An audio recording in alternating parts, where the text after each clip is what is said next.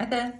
I was talking to one of my ex-logistics clients about a week ago, and we were talking about how in logistics, 18 months, 2 years ago, life was very, very, very stressful. Middle of COVID, the world going crazy, prices just skyrocketing, lots and lots of pressure. So most people were under a lot of pressure for a very, very long time. Some of them absolutely heading for burnout.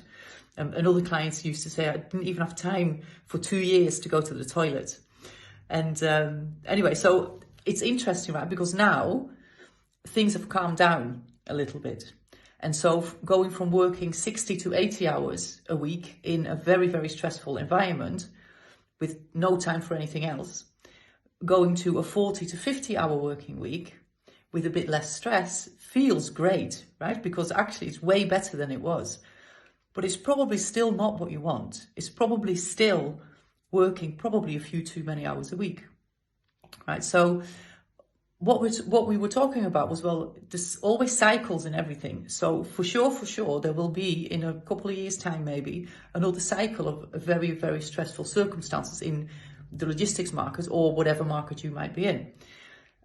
And so the thing is that we sort of have an habitual way of responding to those circumstances. And we basically get our head down, put the blinkers on and think very, very short term and looking at solving the immediate problems, which obviously they have to be solved, right? But there is a different way of approaching it. So what I was saying to my ex-client was, ex-logistics client was, well, now you have time to think, to breathe.